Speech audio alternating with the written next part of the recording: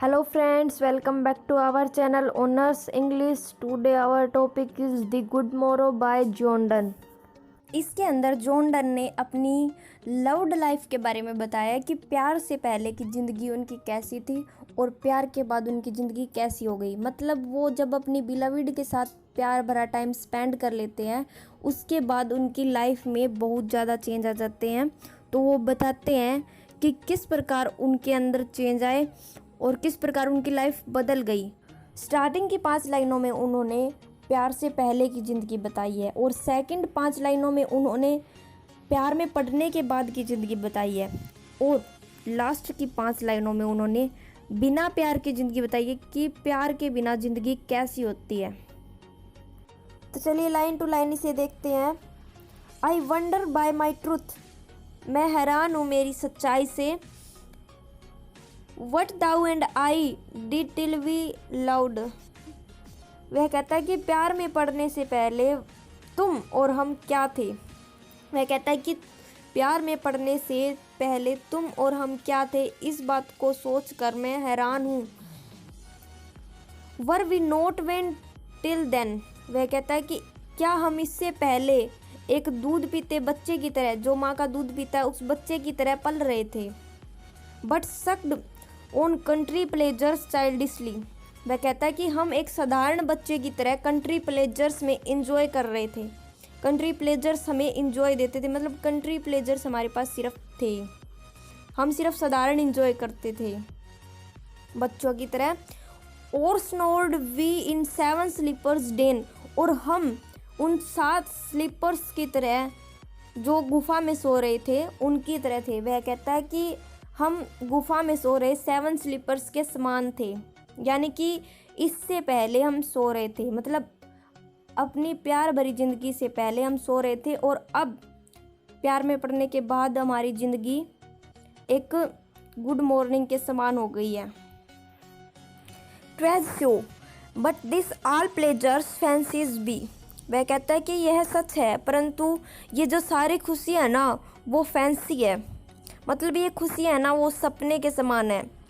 If ever any beauty did I see, वह कहता है यदि कोई मैं सुंदरता जो देखना चाहता हूँ ना, विच आई डिज़ायर, जिसकी मुझे इच्छा है, एंड गोट, जो मैं प्राप्त करना चाहता हूँ, ट्वेज but a dream of the, वो केवल उसका एक सपना है। मतलब मैं यदि कोई खुशी चाहता हूँ तो वो उसका एक सपना ही है, मतलब मैं सपने में भी उसे ही देखना चाहता हूँ तो मुझे सारी खुशियाँ मिल जाएगी, सारी प्लेजर्स मेरे हो जाएंगे, मेरी सारी इच्छाएं पूरी हो जाएंगी। एंड नाउ गुड मोरो टू आवर वेकिंग सोल्स, वह कहता है कि अब हमारी आत्माएं जाग चुकी है। Which watch not one another out of fear, वह कहता है कि वो अब एक दूसरे को फियर से या फिर डर से नहीं देखती है। For love all love of other sides controls, वह कहता है जो हमारा प्यार है ना उसके लिए और जो दूसरे प्यारे दृश्य है वो बंद हो चुके हैं, वो रुक चुके हैं, मतलब हमारा जो प्यार है वही हमारे लिए सबसे अच्छा दृश्य है।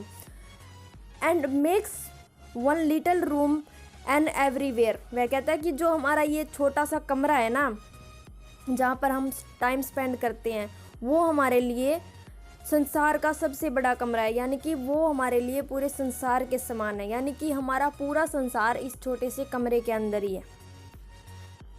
Let sea discoverers to new world have gone, वह कहता है कि नए संसार में जाने के लिए खोजकर्ताओं को सी पार करने पड़ते हैं, यानी कि समुंदर खोजने पड़ते हैं। लेट मैप्स टू अदर, दूसरे लोग मैप बनाते हैं। Worlds on worlds have shown, उस पर संसार दिखाए जाते हैं। Let us possess one world, हमारा एक संसार है। ईच हैथ वन, क्योंकि हम एक हैं, एंड इज़ वन, इसीलिए हमारा संसार भी एक है।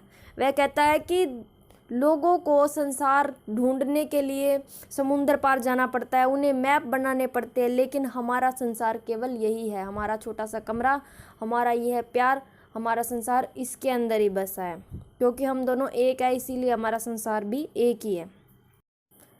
माई फेस इन दाइन आइज दाइन इन माइन अपीयर्स, वह कहता है कि उसका चेहरा मेरी आंखों में है और मेरा चेहरा उसकी आंखों में दिख रहा है। And true plain hearts do in the faces rest, और कहता है कि जो हमारा दिल का जो पेन है वो हमारी चेहरे की खुशी से झलक रहा है। Where can we find two better hemisphere, वह कहता है कि हमें दो बेटर ग्लोब कहाँ मिलेंगे।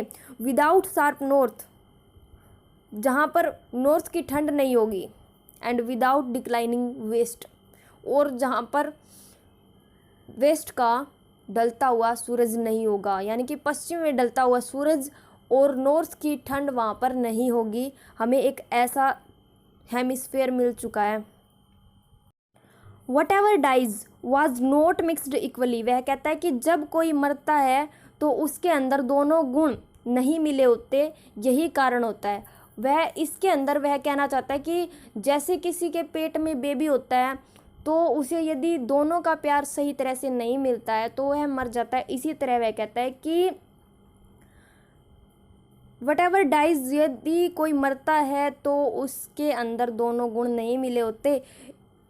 If our two loves be one, यदि हम दोनों का प्यार एक है, और दाउ एंड आई, उसका और मेरा, लव सो अलाइक, इसीलिए हमारा प्यार जीवित रहेगा। That none do slacken none can die, वह कहता है कि हमारा प्यार कोई नहीं तोड़ सकता और यह कभी ख़त्म नहीं होगा। नॉन कैन डाई, और कोई भी इसे मार नहीं सकता। वह सिर्फ प्यार की बात कर रहा है कि हमारा दोनों तरफ से प्यार बराबर है और वह मर नहीं सकता है।